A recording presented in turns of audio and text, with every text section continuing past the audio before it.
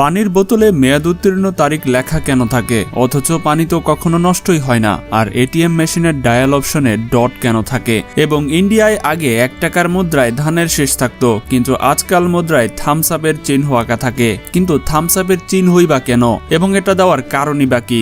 এবং সবচেয়ে গুরুত্বপূর্ণ প্রশ্ন, দুধ সবসময় প্যাকেটেই কেন আসে, অথচ কোল্ড ড্রিঙ্কস তো বোতলে আসে? তো বন্ধুরা, আজকের ভিডিওটি খুবই ইন্টারেস্টিং হতে যাচ্ছে, যা আপনি হয়তো আগে জানতেনই না। তাই অনুরোধ থাকবে শেষ পর্যন্ত দেখার জন্য। আর এখনো যারা চ্যানেলটি সাবস্ক্রাইব করেনি তারা করে দিন। বন্ধুরা, আপনি কি একজন ইন্ডিয়ান সিটিজেন? তাহলে হয়তো আপনি কখনো খেয়াল করেছেন পুরনো 1 টাকার মুদ্রায় গমের শীষ আঁকা থাকতো, কিন্তু এখন তার জায়গা নিয়েছে একটি থামস আপ করা হাত। কিন্তু থামস আপের চিহ্নই বা কেন? এই একই প্রশ্ন যদি আমি আমার বন্ধুকে জিজ্ঞাসা করতাম, তাহলে হয়তো সে বলতো, ভাই, আগে 1 টাকায় শস্য পাওয়া যেত, তাই শস্যের চিহ্ন আঁকা ছিল।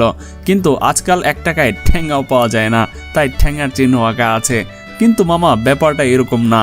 আমি নিজে একটু রিসার্চ করলাম, পরে জানতে পারলাম যে এই পরিবর্তন শুধু নকশার জন্য নয়, এর পেছনে লুকিয়ে আছে একটি বড় বার্তা। 1957 সালে ভারতে প্রথমবার দশমিক পদ্ধতির মুদ্রা চালু হয়। সেই সময় সবচেয়ে বড় সমস্যা ছিল খাদ্যশস্যের অভাব। তাই 1 টাকার মুদ্রায় গমের শীষের প্রতীক রাখা হয়েছিল, যাতে প্রতিটি পেটে খাবার পৌঁছায়। কিন্তু 2000 সালের পর ভারত বদলাচ্ছিল। অর্থনৈতিক উন্নতি, শিক্ষা, প্রযুক্তি এবং আত্মবিশ্বাস দেশের পরিচয় হয়ে উঠছিল। এই চিন্তাধারা নিয়েই 2005 সালে কমন ম্যান সিরিজ শুরু হয় এবং 2008 সালে নতুন 1 টাকার মুদ্রা আসে, যাতে থামস আপের চিহ্ন ছিল। ভারতে এর অর্থ হলো, সব ঠিক আছে, এগিয়ে যাও, জয় তোমারই হবে।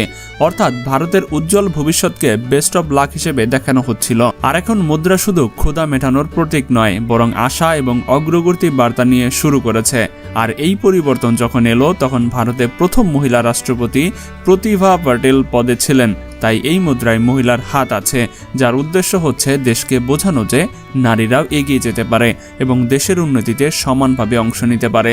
তো বন্ধুরা, এখন আপনারা কমেন্ট করে জানান যে আপনার পকেটে এখন কত টাকার নোট বা মুদ্রা আছে, যারা আমার ইন্ডিয়ান সিটিজেন অর্থাৎ ভারতীয় ভাইয়েরা আছেন। কখনো কি খেয়াল করেছেন, অনেক বিল্ডিং এর লিফটে বোতাম চাপলে 12 এর পর সরাসরি 14তম তলায় চলে আসে, কিন্তু এর মধ্যে 13তম তলা হারিয়ে যায়। প্রথম নজরে মনে হয় হয়তোবা নম্বর ভুল, কিন্তু সত্যি হলো এর পেছনে একটি মজার কারণ লুকিয়ে আছে। আসলে 13 সংখ্যাটিকে অনেক সংস্কৃতিতে অশুভ হিসেবে মনে করা হয়। পশ্চিমা দেশগুলোতে তো এটির ভয় এতটাই বেশি যে ট্রিস্কাইডে কাফোবিয়া বলে, অর্থাৎ 13 সংখ্যার ফোবিয়া। সেখানে বিশ্বাস যে 13তম তলায় থাকা বা কাজ করা খারাপ ভাগ্য নিয়ে আসতে পারে। এখন ভাবুন, যদি কোনো হোটেল বা অফিসে 13তম তলা তৈরি করা থাকে এবং সেখানে কেউ থাকতে রাজি না হয়, তাহলে পুরো তলাটি ব্যবহারিকভাবে অকেজো হয়ে যাবে। এ কারণেই বিল্ডাররা স্মার্ট উপায়ে নম্বরিং বদল করে দেয় এবং 12 এর পরে সরাসরি 14 লিখে দেয়। কিন্তু সব জায়গায় কি এমনটা হয়? কিন্তু এমনটা আসলে জরুরিই নয়। এই প্রথা বেশিরভাগ আমেরিকা এবং ইউরোপের ভবনগুলোতে আপনারা সাধারণত দেখতে পাবেন। ভারতেও হয়তো অনেক বিল্ডিং এ আপনি এরকম 13 তলা পার হয়ে যেতে পারেন, কিন্তু অন্যান্য অনেক দেশ রয়েছে যাতে এইরকম কোনো কিছুই মানা হয় না। যারা সাধারণত এগুলোতে বিশ্বাস করে না, সেই সব দেশেই মূলত এসবের কিচ্ছুই হয় না। কিন্তু কিছু কিছু দেশ আছে যারা এসবে বিশ্বাস না করলেও বিল্ডাররা আন্তর্জাতিক ট্রেন্ড অনুসরণ করে 13তম তলা বাদ দিয়ে 14তম তলায় চলে যায়। আপনি কি কখনো খেয়াল করেছেন, পানির বোতলে মেয়াদ উত্তীর্ণ তারিখ লেখা থাকে, কিন্তু পানি তো কখনো নষ্টই হয় না ভাই? তাহলে এই তারিখ শেষ পর্যন্ত কেনই বা থাকে? কি সত্যিই পানিও কি মেয়াদ উত্তীর্ণ হয়ে যায়? ভাবলেই মস্তিষ্ক উল্টো দিকে চলতে শুরু করে, তাই না? কিন্তু আসল গল্পটা একটু আলাদা। আসলে পানি তো পরিষ্কার এবং বিশুদ্ধ থাকে, বছর পর বছর যেমন তেমনই থাকে। কিন্তু যে বোতল, মানে প্লাস্টিকের তৈরি যে বোতলটা রয়েছে, সেটা ধীরে ধীরে পুরনো হতে শুরু করে। সময়ের সাথে সাথে প্লাস্টিক থেকে ছোট ছোট রাসায়নিক পানিতে মিশতে শুরু করে, এবং এগুলো আমাদের স্বাস্থ্যের জন্য একদমই ভালো না। এ কারণেই কোম্পানিগুলো বোতলের ওপরে মেয়াদ উত্তীর্ণ তারিখ লিখে দেয়, যাতে আমরা জানতে পারি যে কতদিন পর্যন্ত এই বোতল ও পানি নিরাপদ থাকবে। না হলে আমরা ভুলে বছরের পর বছরে রাখা পানি পান করতে থাকবো এবং পরবর্তীতে স্বাস্থ্যর ঝুঁকিতে পড়ব। পানির কোনো দোষ নেই, কিন্তু বোতল উপাদান পুরনো হয়ে যায়। এটি দেখে মানুষ অবাক হয়ে যায় যে, আরে, পানি তো কখনো নষ্টই হয় না, তাহলে এই তারিখ আবার কিসের? কিন্তু আসলে এই তারিখ আমাদের স্বাস্থ্যের যত্ন নেওয়ার জন্য। এটা পানি ঠিক থাকার কোনো ডেট না, এটা হচ্ছে বোতল কতদিন টিকবে সেটার ডেট, যাতে আমরা নিশ্চিত ক্ষতি থেকে বেঁচে থাকতে পারি। কখনো কি লক্ষ্য করেছেন রেলওয়ে স্টেশনের সব ঘড়ি একরকম কেন হয়? প্রতিটি প্ল্যাটফর্মে সেই একই গোলাকার সাদা ব্যাকগ্রাউন্ড এবং কালো সংখ্যা, যেখানে প্রতিটি ঘড়ির নকশা কপি পেস্ট করা হয়েছে। আসলে এই নকশা এমনিই বাছাই করা হয়নি, রেলওয়ে বিশেষভাবে এই কারণে ঠিক করেছে যাতে ভিড় ভরা স্টেশনে সবাই দূর থেকে সহজেই ঘড়ি চিনতে পারে। গোলাকার আকৃতি এজন্যই যাতে কেউ একে বোর্ড বা অন্য কিছু ভেবে না বসে। সাদা ব্যাকগ্রাউন্ড যাতে ধুলো বা আলোতেও সংখ্যাগুলো স্পষ্ট দেখা যায়। মোটা কালো সংখ্যা যাতে যে কোনো বয়সের মানুষ দ্রুত নজর দিয়ে পড়তে পারে। এবং সবচেয়ে মজার বিষয় হচ্ছে এই নকশাটি এত বছর ধরে একই রয়েছে, কারণ এটি সবচেয়ে সহজ এবং কার্যকরী উপায়। না হলে আলাদা আলাদা নকশা লাগালে মানুষ বিভ্রান্ত হয়ে পড়বে। তাই পরের বার স্টেশনে ঘড়ি দেখলে বুঝতে যাবেন যে এটি শুধু ঘড়ি নয়, সবার জন্য তৈরি করা একটি স্মার্ট নকশা যা ট্রেনের আগে আপনার মস্তিষ্ককে সামলায়। একটু ভাবুন, আপনি কোনো উঁচু বিল্ডিংয়ের 40তম তলায় দাঁড়িয়ে আছেন এবং হঠাৎ ইচ্ছা হলেও জানালা খুলে তাজা বাতাস নেওয়ার, কিন্তু যেইমাত্র জানালা খুলতে যাবেন বুঝতে পারবেন জানালাগুলো তো খোলাই হয় না। এখন প্রশ্ন হলো, শেষ পর্যন্ত কেন? কি শুধু নকশা নাকি এর পেছনে কোনো বড় রহস্য লুকিয়ে আছে? আসল ব্যাপার হচ্ছে উপরের বাতাস কোনো রোমান্টিক বাতাস নয় যেমনটা আমরা সিনেমায় দেখি। সেখানে বাতাসের গতি এত তীব্র হয় যে যদি জানালা খোলা থাকে তবে তা আপনাকে সতেজতা দেওয়ার বদলে সরাসরি বাইরে ছুঁড়ে ফেলে দেবে, যেন আপনি সুপারম্যান। দ্বিতীয় কারণ হচ্ছে নিরাপত্তা। যদি এত উঁচুতে জানালা খোলা থাকে এবং কেউ একটু বেশি সাহসী হয়ে জানালার কাছে চলে যায় এবং পা পিছলে পড়ে যায় এবং সেখানে দুর্ঘটনা ঘটতে পারে, তবে তাকে চিরকালের জন্য উপরেই থাকতে হবে। তৃতীয় কারণ হচ্ছে শক্তি নিয়ন্ত্রণ।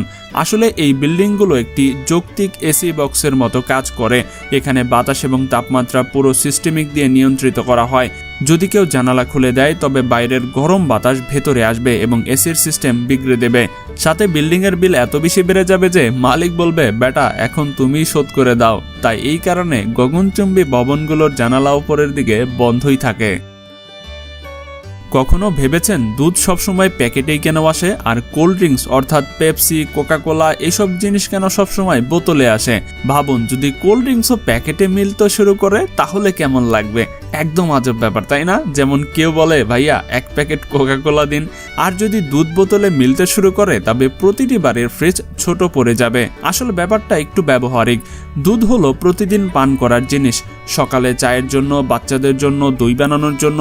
এটা এতটাই সস্তা এবং হালকা হয় যে দ্রুত ব্যবহার করতে হয়। তাই এটাকে সস্তা এবং হালকা রাখতে হয় এবং দ্রুত ব্যবহার করতে হয়, না হলে নষ্ট হবার সম্ভাবনা বেড়ে যায়। তাই দুধকে প্যাকেটে প্যাক করা হয়, যা সস্তা পড়ে এবং ব্যবহারের পর রিসাইকেলও করা যায়। এখন কোল্ড ড্রিঙ্কস দেখুন, এটি প্রতিদিন পান করা হয় না, কখনো পার্টিতে, কখনো বন্ধুদের সাথে, কখনো বাইরে গরমে। তাই এর শেলফ লাইন অর্থাৎ টিকে থাকার ক্ষমতা বেশি চাই। বোতলে প্যাক করলে এটি লিক করে না, বেশি দিন চলে এবং দেখতেও স্টাইলিশ এবং মজার লাগে। এবং মজার কথা হচ্ছে যে মানুষ বলে দুধ হলো স্বাস্থ্য, কোকাকোলা হচ্ছে রোমাঞ্চ। আর সত্যিই তাই, দুধ আমাদের প্রতিদিনের প্রয়োজন, অন্যদিকে কোল্ড ড্রিঙ্ক শুধু মুড বদলানোর জিনিস।